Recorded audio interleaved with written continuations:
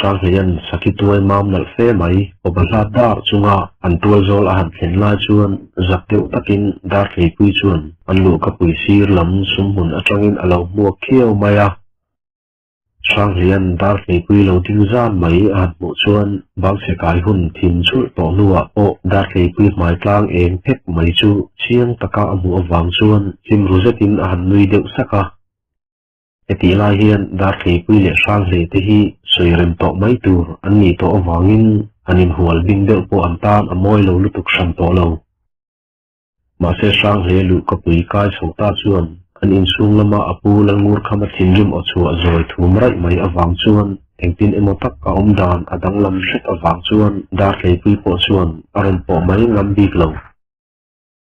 sang hle in ngai tu har thut chuan dar thei pui bula vakal ngai zau pa chuan atui hang nge chu karon la e hei kan chu ti lain kan in sung lam thong hian min thong de ve ka ti tin dar thei pui zak kim ki chai lai chu thil omdan an zo thuaya dar thei pui chuan zoi te in alo chang len ve thuaya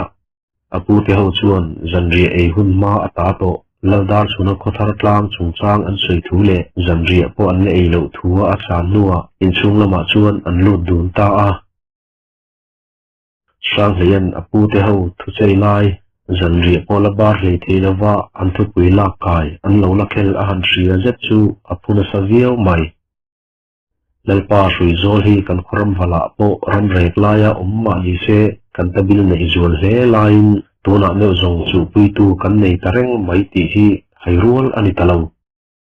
thandon ral kan mor boy lain tu khuwa emote chuan kan ram wal china lam an lo thai ani hote ka ti tia an sado thang khoi pun sat thom le alung oi lo mel a han mu ngat the chuan sang le ne poin dar le pui ne na anin mit thor le zo thin na ata chu thu dom lo zet awang chuan aral khel ruriau maya ma se zanri em po an la ei lo awang chuan apu chuan molkil tele an sado te chu trinin leldar chuna te chu kabil len chuan zanri chu anan bar zui tanok noka heti la hian sang le la athusiat awang chuan tuikur lama po in keu tura chu pelo chuan zanri a bar ve tak mai nuwa molkil ron kai le tu pelo nga pa chuan anu nen ati le dar thei pui te nen asaki ka chu an pu azui ta a chuti la chuan molkil tele asal tha te po an loi lu zui ve le traka chuta tin chu an thoveng chho chi adon emo an ti to la ya an be sei lo lam atanga thil du om sam lo zet lo thleng zui le takhat chei ho tur chuan mauzolal in chu mi poimo tak tak te chuan an lu khat le tamur mai ani chu me zana ro an han rel zet chu an thin rim tlang bok nen kha chen kan ram wal chin hi tu khuwa ma in min la chu ngai le ve buina kan tu dai chok tia he buina ron thleng le takhat ti chu ahu hawa van buina kan to na aya ni yang ti po ka hlaw le talave zan in la la hian valu pa te chu han fin tura pasal thadang te kan tir lo zongin adik don chu lo mai ka ti tia lal ngur khamarot na chu ti thluk lo thei lo khotha thil tu nia an hriat zui tak awang chuan an vai chuan chu rot na chu kaltlang pui phot an rot thuta a hetia hrui zor tlang chu san to lova luak het tu in siama pasal thathen khat an om tlat to hi thil ru tak ani to wangin eta kal le tu te thei hi chu pon kop nen hi la kal tura an ti ba ka siam chikin nen thok chuak se an ti ani reilava an rot na ang chuan hrui zor tlang lama kal tur te chu lel tu pa sang hle hovin mi som ni vel thakho tre tho an liam chhuta a sei to angin hrui zor tlang hi mauzol atang hian kalpang ain chamakal chok ani awangin mun halu tuklo alo ni bok nen sang hle te ho hian zan lai vela chuan hrui zor tlang hi an kai man ngei tura ngai ani lalmola atangwal kal turte an ronin hot buklai chuan an vai mai chuan an lung oi lo hle ti chu an mela po alang reng mai heti lai hian tangwal dang te la chuan kalve chakin lalmol chu an ron loi khom huta ma se he mi zali chuan ruat bik neya kal angai thu an lalte panin an soi ta ka chuan chung tangwal dang te po chuan an lalte thu chu zamin an set ve hun tura chuan englai poin zalbuka an riak chu ron kai tho mai turin an lalte chu an changun vi maya Langur kamale laldar chunatin thil omdan chiang zok an han soi le nu chuan sang hle le akoi te chu chak takin hruizol pan chuan an chuak ta a heti la hian thlenma adu awangin sang hle hian akoi te hi atur hut nuwa ama nge chuan ma hruain kam hnai lam zel atangin hruizol tlang chu an pan ta a an zinga hian pathluk nem chin po pathum lai an tel awangin hengpa pathum te hi ral ho te chu bengal thei tura hrilok an ni nge a ma se hruizola hian ral ho chu engtire nge an nga don ti an hriat lo awangin hun adu deuh tak le an ni thlak tu tur intir bel le hi an rel tlam dan ani zan ari chawa an be sei angin sang hlei te ho poin hruizol tlang chu an hnai ta hle mai ma se hruizol tlang zo pang chho an han lon chho lai chuan hruizol tlang sip zol lai lalda chuna le akhua te khomun atana an perze na mun tlanga chuan mei eng emo thom emo engma hriat tur le mu tur an mu ta ho lo mai le an rin dan chuan an wal upa le midang pali hruizol tlanga lo ngak tu te hian mei an nunin an ri hmuna chuan an zan mu uap tu atan chung mei pui che te chu an mang nge tura an ngai lain khoya ma chuan mei eng an mu ho lo chuti an be sei mei eng an mu ta kho lo awang chuan sang hle chuan an zinga tel ve an khopa pakhat le lungzon pa pahnih te chu an beron thuaya heta hian an wal upa te chu an aw masadon nge an ham en thla masadeu don ti te chu a han zot ta a an khopa pukhuwa la chuan a lo chang thuaya kan be sei angin mei po an chu lo awang hian kan wal upa te hi an ral khel ta deuh te po ani thei awangin kan o chu ngot lovin ibi pasate zok ang ukhai tin engemaw thula to sual to theina ania a hriat awangin bi fi masak chu aron rok ta a an chuti ta ka chuan sang hle ho chuan tlangwal zualin ma hruain hruizol hmun rem lai lalmol atana an hual lok lam nia amalama kal to te an hruai let le te zinga tlangwal pahnih ten an soi lampan chuan an lut chho tan ta a ma se chulai mun an han bi fi deuh nu chuan an nei pui che lo dar de sut chu an mu chiang ta veo mai le heta china meu hi chuan sang hle chuan thil dik lo om nge yani ti chu aman chiang hle towa ma se chung thil kal dan dik lo te chu po ngota en fi tuma wa ngal ngot chu tha a hriat lo awang chuan mi tang te chu ding ri tura a hriat nuwa ama chu chuan hruizol mul rem lai chu a han lu po ta ani reilova sang hle lu chho chu thohuam huam chungin aron let le thuaya chu vele mi dang te chuan phok hru a lo nga changin thimcha zet kara chuan mel mai po in mu lei theilo chung chuan sang hle chu an ron din hnai tiau tiawa chuta sang hle chuan zoi thum deuh chura a o chu ron thianin kan chek dan tura ral kan rel thuai angai donin alame ral ho chuan hruizol tlang hi an la chu chon lo mai thei ti hi alang reng mai kan wal upa le an koi te ri hmun khi thisen hlirin akhat nuai maya an ruang emo ral ho ruang emo ero a om ho lo mai ati tamaya chuta jet zong midang zong te chu an khur ti nga tlat maya an zinga patling pathum te po zamna engema takin aman tlat to ba ka ral han rel le tur poin ri rumu mal an mang hlei thei to tlat lo chuti an boi chiat lek lai chuan sang hle ero in ri rufim aputlat renga chuta tlem a han zik mar le det nuwa sapui hnu chu anilo ti ka siange a enga po chu ni se kilai mol rem lai a khian kan van upa le an nau te pali hi koiral emotenen anin nuai fe ti chu a chiang te kela tin taka kan mit le beng chi chungin kan zawa hian i han po le ta ilangin kilai atang khian ral ho put bo na om emo kan van upa te put bo na lam om emo chu kan chui tan mai aniang chu ati le nuwa an vai chuan hruizol tlang chipa hmun rem lai pan chuan an vak chho ta ani reilova sang hlein a soi hmun chu an han thlenga chuta an wal upa tin mei pui che dar nuai mai le mei thing thula nung lo de chu te chu an han bi fi a tan ta a mà sẽ chú ti an han en kual lai chuan an thlang loka chuan patling thi lek to room dat thom an hriat awangin chui buai zui vak ngai levin chulam chu sang hle le an jinga pa pakhat chuan an pan thlat a thuaya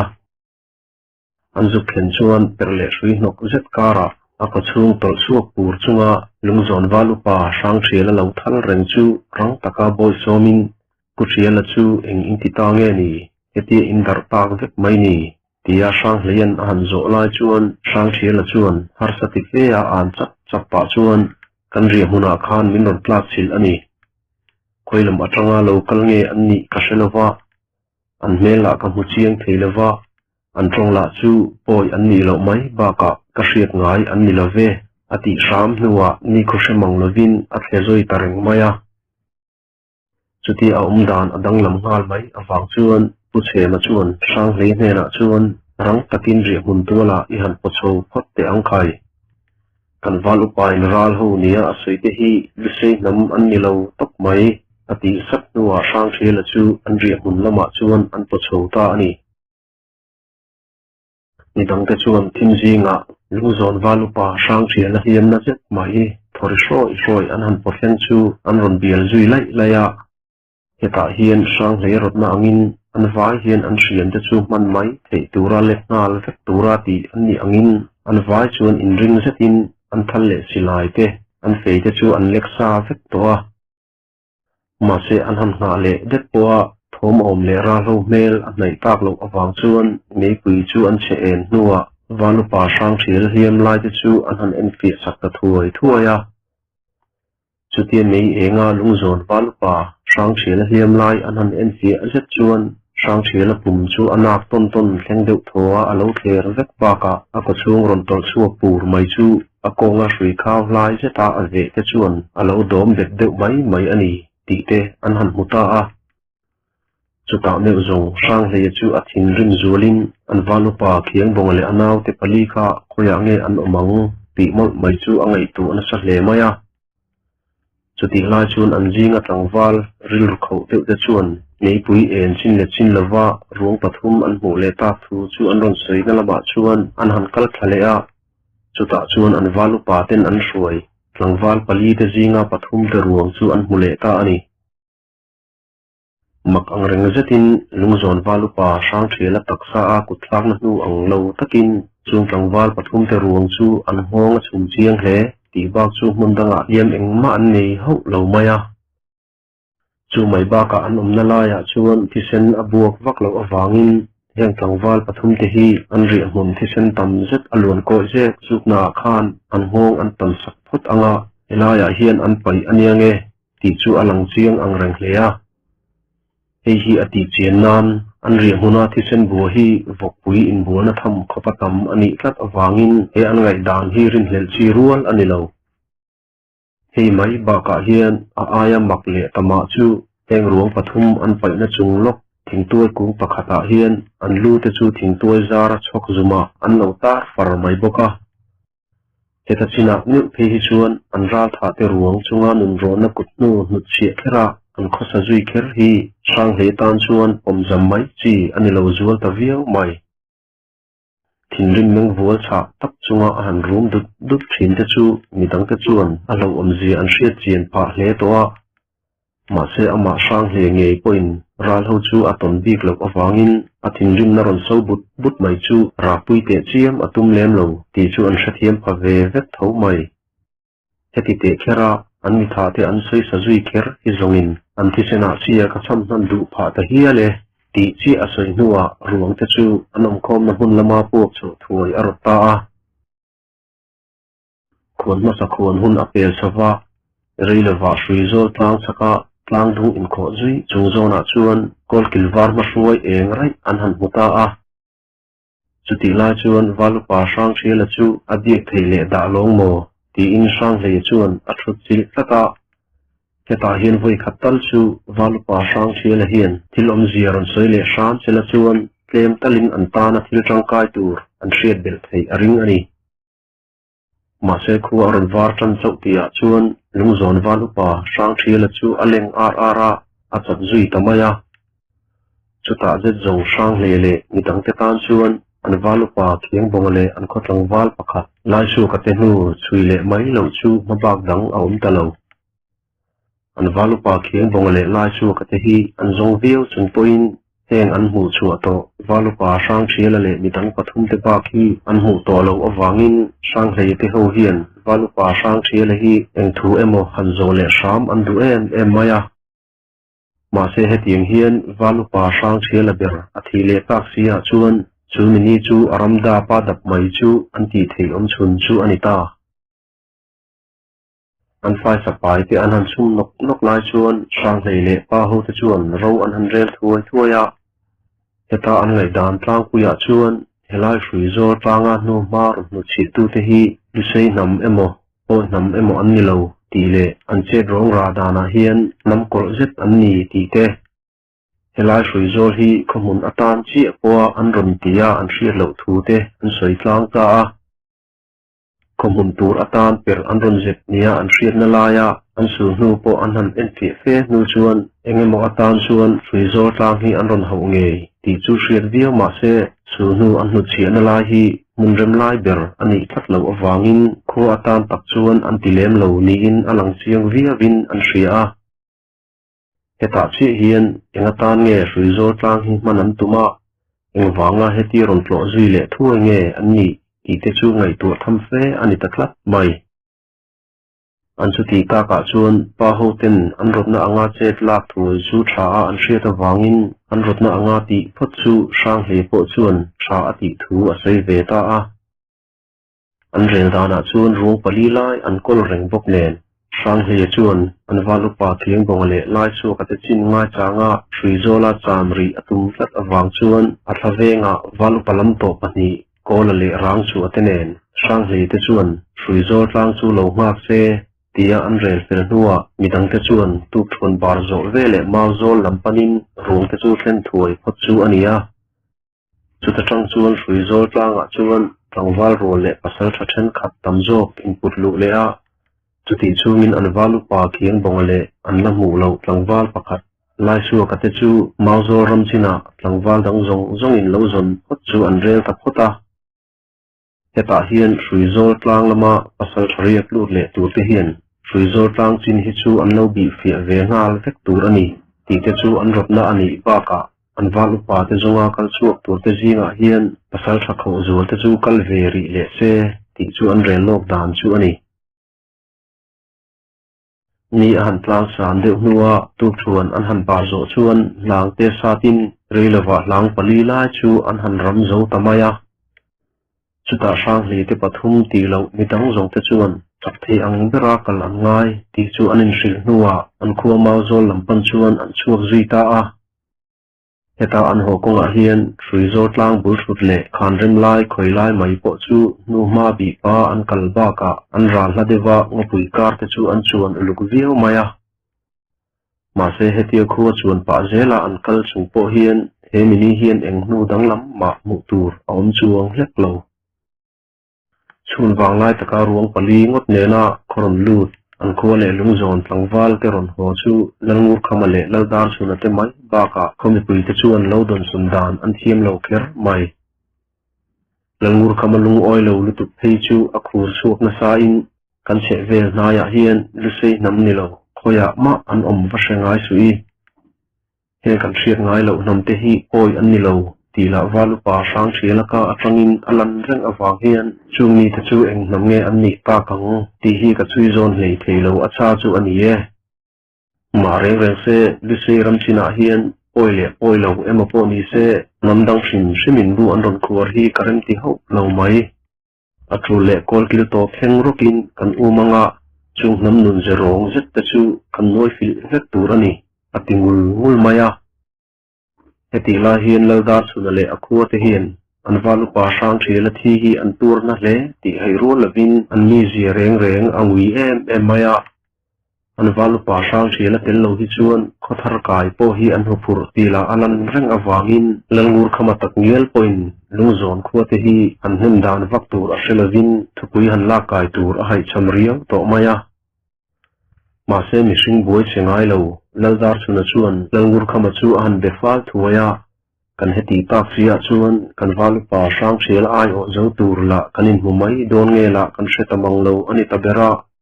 he wang hian khothar zuana kai le ngal mai tur poin kanin pe tok talo tila alan tak reng awang hian remiti chuan i khodai shula hian khoin zom rengin veng kata keile ka khote hi kan hanin bo khom ve ta de uri anga chuti lo zong i khote kan ei fer zo kiti donin alang rio maya in tin deuh thoa khungal chan kan chang lo theilo hi kan tan po anuam ta cheu la ve kan sunga in thatna hi ru sen chi ani lo chu achapa athum a al kir za a min om tir to na hian kan tan in thlasun anatama e ti in langur bula hena chuan a kho ther pakhat anga omri a han dil ta a chu adil na chu langur khama chuan lom takin aloran ti sakna thuaya an hun ton meka an khuwa ve bertur suizo tlang la heti mai hi adin hun ani ta ka wangin chuti anin biak rem ta ka chuan a khopa ho ti po e an thu rel dun hi alo sil tur thu in lodar chuna chuan a chang le ve le ta ani atu ka chuan ruang pali te chu an han vui lema chu mi zo lung zon le mau zol pasal tharwal te chu lalmola anon loi khom vet nuwa an hriat lo ral rong ra je mai le ingnam nge an hriat lo te tura anin lek phek dan tur chu an rel ho le tamuk mupa heta hian sang hi ten an rotna ang khan pasal tharwal tamjok te hruaina in mau zol ramwal china hian tangwal zong zong te chu liam thuai tura anin hrilh baka hruizol tlang lama kal tur tangwal samthum vel anin tir ta boka heti la hian dar tlei pui poin apu te thoma hian ral rong ra zet te an lo hnai ti le sang le khosak dan awang te chuan ari ru chung ri chu a hreum le le to a sang le kal turin le thul tura atiam na te kha hrechuakin sang le hi hruizol tlanga chuan han thi ve mayang ti te chu a hlau tel maya an chu ti to lai chuan sang le nu chongi le api te la chu amang chi chuan an lo boi ru ve viau mai bok ne tlangwal rualin an khuwa chu sana an valu pa le lai chu ka te zonga an liam lai te chuan khomi pui nu nau mang ang rutlat te chinga chuan mi tui tla treu chungin dar hlei pui po an kong ka biang ku ran chung chuan ameng dul ve rai to maya khati khopa buaina cha zet kara an khosak hret nuwa ni tam aliam ma hawa tati buaina mak zet main aron tlak bo zum le tatlat mai hi mei che te tan chuan hriat thiam chi la alo ni lo bok nen mau zol khuwa te chunga chuan buaina chu aronin ka pup cho zut ani ta ber mai ti chu tu tan ma hai chi rual ani ta lo sang ve le kola le rang chu te ho chuan zan khat anan ri nuwa mei pui po chep lawa ral ho an chan te war sak nu chuan eng thom ma an hriat lo awangin mak an ti deuh viau to maya nilu aron lan tran atanga asan deuh fe nu chuan tuk thuan an han bol sok choka chu ni hnulama chuan tuk thuan ei khama hruizol tlang hmun tin chu fan phot mai chu an tum dan ania ma se tuk thuan an han par zo atanga an han wa chu don tran chau lai chuan an khotang wal mi som thum donin an ri hmun chu an ron kaya heta hian apu lalngur khamale mol kir te ro lak dan tlang pui ko an hreta a heta china hi chuan tuk thuan an lo man mo te chiam lo awanga an tlai ta hret chu sang hle poin poi ati le vak lo thu alo sei thuaya nizan lama ral kan chang plei var atalangin tukin lama kan ching zui sek bok nen ni asan nu lama tuk thuan kan han rel tlai kan hu ta deuh chu kanin to khom na ai ani zok ma hi mo ti in an ni ron thleng hol te nen in va son hlalawa anin tok man lo chu an tan arem chan jok thu te chu a sei sup supa an han loi khom nu chuan ro an han rel thale a heta hian alo om sa to sang hle te pathum chuan kam tum sa mar loi lam kan han fu chungin nangin chim lam le tlak lam lo fu ta ulangin chualama kanin to khom le mai donia tia an cha nuwa anin to khom na atang chuan ma ni lu na lam tura anin chen dar ta ani khothanga ni aliam nai to riau lai chuan hruizol tlang bul thut mar lam ngo pui duk zet mun chu sang hle te ho chuan an lut thleng ka a hruizol hi mar lam an hiam hle awangin mar lam bul thut nuai thla zel hi ruam thuk zetin azom tharui maya he mi ruam hi khoi ram ma ani to lo ba ka he ruam hi hlataka phaizol champau main aron hol zom le chia chu phai zo chu mar chak lu sei ko then khat le tlak lam ko then khat lal tin an ram val sinatan an ram ri hloma ma se soi tawng khan lu sei ho ti hian phai zo la lo nei hian sin lo mai ti lama phai zo hi chu khomuna ko an du lo awangin helai phai zo zau zet mai hi ram ol tia da tok ani ber he wang hian helai phai zo hi azau mai ti lama akhu tu ngopui hi acha e ma wangin lu sei nam tam tak te chuan hoengeng zetin alu hialin an rin thin ani sang lei ti ho chuan thrui zo tlang bu thut ron zon tu ruam thui zet mai chu an han lu chi le shama heta hian he ruam ngopui duk zet noi hi an rin ain alo thimin akai a hetiang renga kho eng lu lo na khopa ngopui cha hi valo om ngai su khai helai zet chu mihring lu na ngai po moi lo khopa ruam duk ani hot hi le tin an zinga pakhat rang chu a phei chuan chulai ruam in tram na lai chu rampil ril tak nia a hriat to thu a sei chuak hial maya chuti lai chuan sang hlei ero in an nu kan hmu ani ta ka le helai ruam a hian ri hmun chua ta ilangin a tul le phai to thleng po khuan kan vak mai talong ala ti cheu maya ma se an be seilok ang lo takin chuti khopa ruam pil rila po chuan an valu pa te emo ral ho te emo nu ma le thom reng chu an hmuin an zuk hre chuang ho lo valu pa sang thela soi mangin an han ngai to let wang nu chuan sang le chuan ral ho chu nam mak sak tak an ni mai o mange ti mot mai chu angai tu abaka an valu pa le an khotang wal lai chu ka te pani chu an hroi bo ta nge ni an ruang chu nu ma thu thei ang berin an thuk ruta tia chuan a boi ve rio to maya ma se heti khopa pasal thamit fing tan chuan trizol marlama hian an valu pa le lai chu ka te hi an nu bo ani point an nu thuk taka che po ni ta sila sang hlei te ang mit fing tan hian mu lo chi rual ani lo ti sen tla la ni tam liam to mi po ni se sang hlei hian a chui dik chat je line tun tuma an nu chui danglam talutuk me hi chu sang hlei tak ngial point a chui dik hlei thelo chu ani ta ber mai ni aliam ruai to awangin an tumlok angin chu lama an han her shet seta tetia chu lama an han wa chho nu hi chuan ruam lai po an person la ta de bok nen ram salama chuan kal po an kal sak viau to a reilova khuwa po oran thim thuaya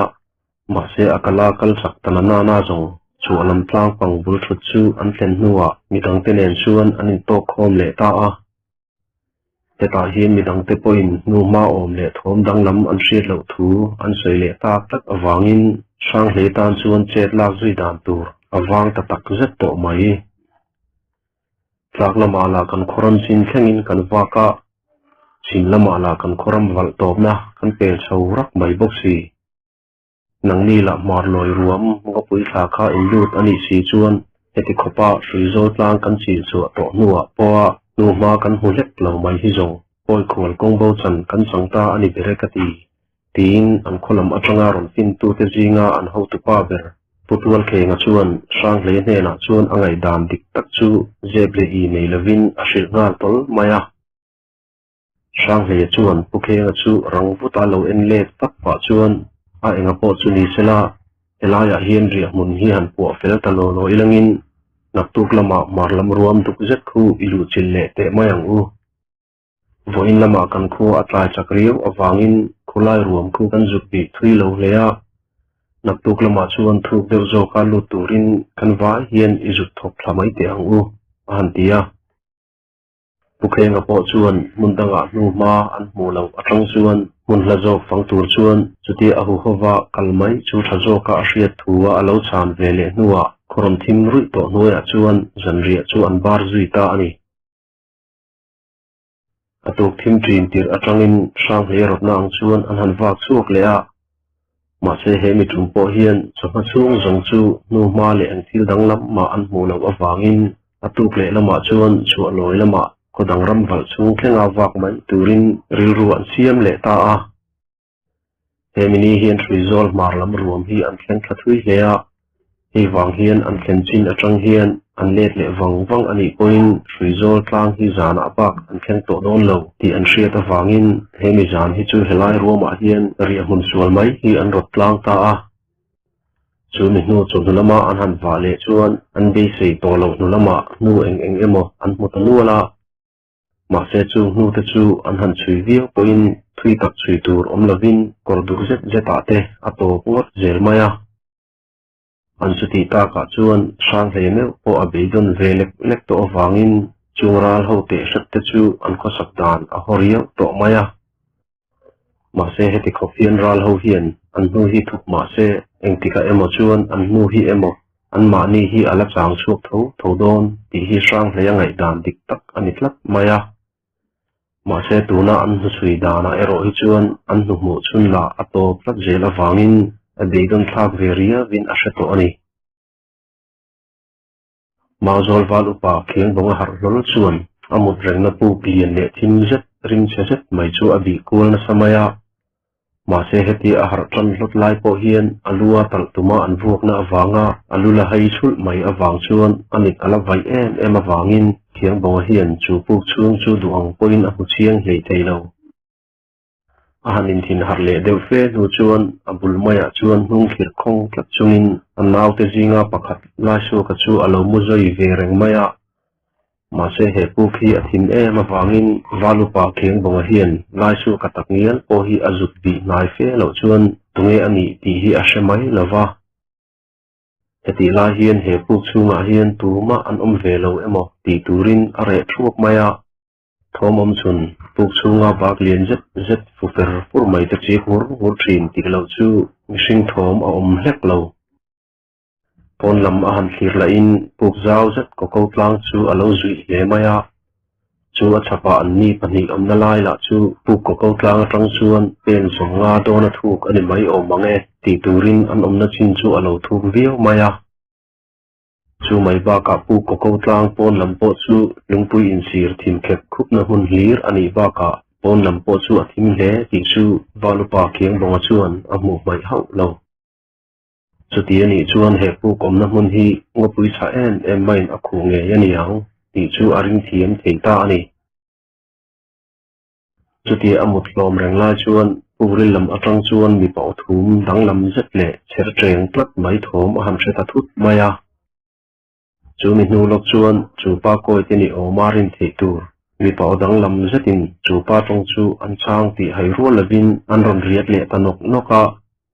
ma se valupa kheng bonga hian heng mi te tong hi a zia koi khat po hriat ho lo awangin englam tak chu ni yang mo ti le an khoram chin hrui zol tlanga khan enge an ron ti te chu angai tu ana lu lian ber tu ani chiang takher mai reilawa puk chung thim tlat kar pukril lam atang chuan mihring ruang am sang fe mai le che ria lampang mi som bor ve teron chuak phi chu a han mu deuh ruaya chuti a han mu deuh rual deuh thaw chuan chung mi te chu abula chuan an ron ding khom ta khup maya chu vele valupa kheng bonga chuan an hmel chu en chen tumin a han dak chho thuaya chuti fi manglova an hmel a han mu zet chu valupa riru lian le khau kheng bonga te ang tan po zam lek na tham khopa mel dang lam an lo putatlat mai le an jinga palian ber mai chuan a khuar thleng don main a bekle khabe mul azu achur maya amit veilam la chu thimjinga po langwar de ru khopa apul war de kul baka anar zum zet le sei zet mor chu a moi mul buk zet nen chuan an si deuh tho hi ani maya ma se heng ho hi atlang puin an vun a hang he ti a hriat mai baka an hmai tlang a hriamin an ni lu sei nam ti ai ma in an dung po asangin aria hle veka ma se an hmela ero oisak nei lo na le nun ron na chu chiar thei renga alan baka an ma ni ngei po hian voi tam hliam pui an tok ve to ani yang ti turin an vun dum tle deuh ang hiau luak te chu ser thui tak takin arin riak ruak maya heti la hian hriam ero an nei chaw ve hlea tuma in silai an keng lova tal tum le milulak chem ni chi si lo am mor lam hlai zet le koi vun mai taking tang phelechen don a sei le kul de khuna cher an keng vek maya he mai ba ka hian an jinga pathum de chuan eng fe nge ti po ala hriata ala mu ngai e lo a chip lama mun thum la ya ka zum lian tak an keng ke vur mai boka anin thuam dan po lu sei pa in puan an veng anga veng lovin an ko nga cha taka an ven kual mop nuwa an kap malam khuapin an kap kar nung lama amor chu la kual le in nung lama an ko nga an ve chu an bil le nuwa an bil le na mor le an ko nga an ve mor chu an bil zom le a chu tiang chuan in thuamin ani na taka chuan shem pereng an kai ani ma zoka hei mai ba ka hian an ho tu pa ber chuan aban puama azak bul kheng deuh thowa dar khang hlai zet mai pating kut pha bok zeta zai tur jenei nia kerran abun tlevur mai boka heng zong zong ba ka hian pho anga siam ma selu sei ho te pho aya lai dai le sei zet mai hi an tak sa thok chuan an keng fur bok ani valupa keng bongan chuti alo thlek ngar lai chu an ho tu pa chuan ron thing thit nut pa chuan aron bi nai vuta chuta valupa keng bonga lo meng ve khiau lai aron mu ve le chuan ring fe maya aw thot pa in an tongin eng emo soin arak na sata viau maya chuti lai chuan valupa keng bonga la chuan an tong chu koi khat po hriat lo awangin an hena thulai lak tuma eng emo soi po har hle don ti chu a hre chiang hle to maya chuti lai chuan chu pa la chuan din chu le luai pa in anaw te ho chu an nam kat dota chu mi nu chuan pukril lama chuan an lut bo zo le ta a chungral maksak tak te an pil nu chuan valupa khiang bonga chuan a thei to pa na sain aril ru chu han sor binga ma se chu nam maksak zet mai voite khat ma ala mu ngai lo te le li sei pi pu te po in chutiang om nam dang lam chu an che vela an om thu an sei ngaya ala riat ho lo te chu a chui fi zo lo chiang hle maya an en reng poi an ni lo ti la a chiang hle a an tonga la po nam sang te tong zinga koi khat po atel ho si lo an vun hang bu mai le an mai tlang tung sol sei tlat mai le an nar lien le sei pui mai te chu an nam lu sei ho te mai tlang le nar nen chuan in person hlatak an ni ti la a hai ho lo an rim la chu a che em maya te tiang renga li sing rim mak dang lam le rim chia la englai ma in a hrengai ho bok si lo tuna meu zong lu sei pa ril ru khau zet mauzol kholian valupa ngat keng bonga meu poin nam zong zinga huai sen ber an nam lu sei nam aya nam kol le huai sen ten an ram lu chin chu ron kain an nam lu sei ho te ram chu an ron ne chu mai don am ni ti te hial chu angai tu kai ta chuti aril ru aboi he la chuan la su ka po aron ji chua reilawa aron min a de ruai nuwa khoi lai nge ni kan ta plu ta kot na pu khini ta le ti in valupa keng bonga chu la vai deuh cha chung chuan aron beta sapa chu vele keng bonga chuan aka chu lo hup sak thuai pa chuan tongka chu levin helai atanga kan plan chu dan tur hi ngai tu ama sate angkai tuna hian lu sei nam emo poi nam emo ni ho lo te pota kan tang me ka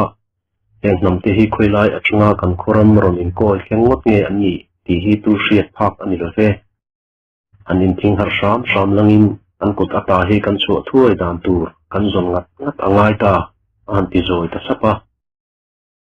la chu ka po chuan an valupa keng bonga tong manga chuan an tan thi mai theina din huna an ding reng ti chu alo man thiam thuaya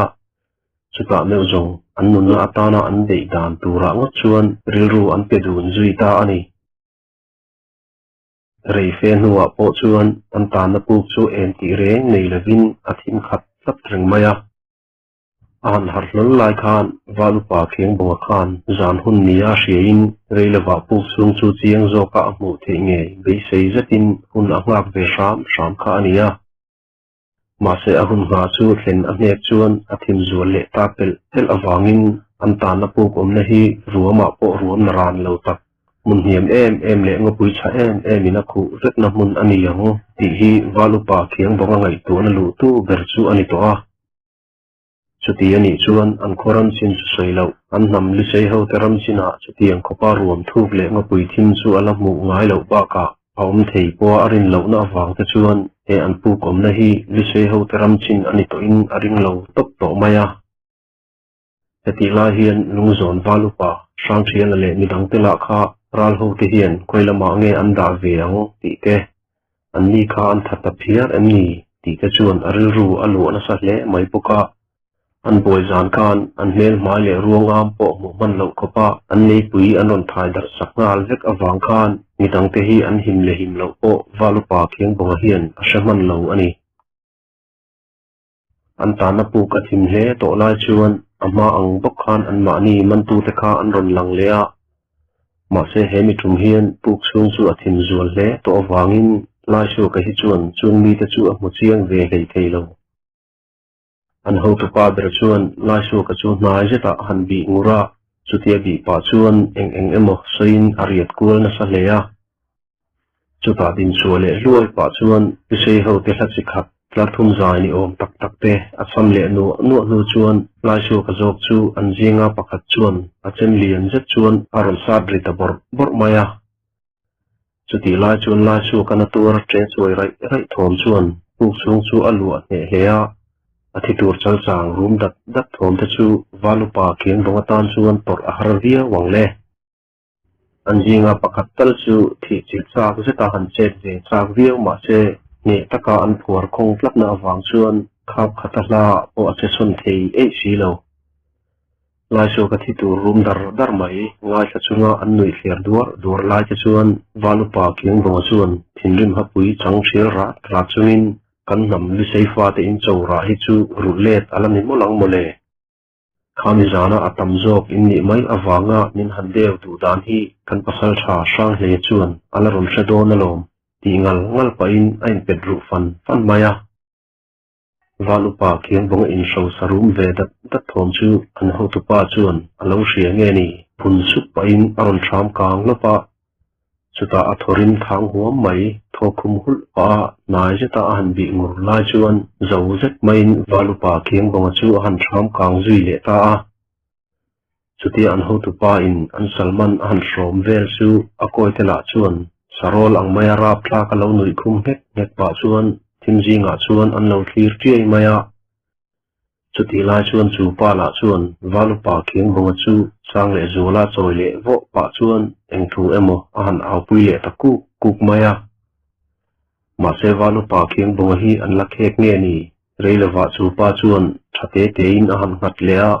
chuta chin chu pukril lama chuan an lut pil le ta a chuti an pil le ta dai chu khiang bonga chuan makti zetin mumang lavin a han thlir zui sama eta hian heng ho hian zan mit an nei bik emon don chu ti tura chuti khopa pu chung thima po buai ei lava an kal thei chu mak atile to kher mai angai tuana a han sen le fe nu chuan abula lai su karwang ti sen ne na ain bur koi zu mai chu a han dak chaka chuti a han khoi fu nu chuan ke ni hi thi tama ilangin kan thi sen phuba hi a thlon don ho lave kanau ti in a phun chuak ka sapa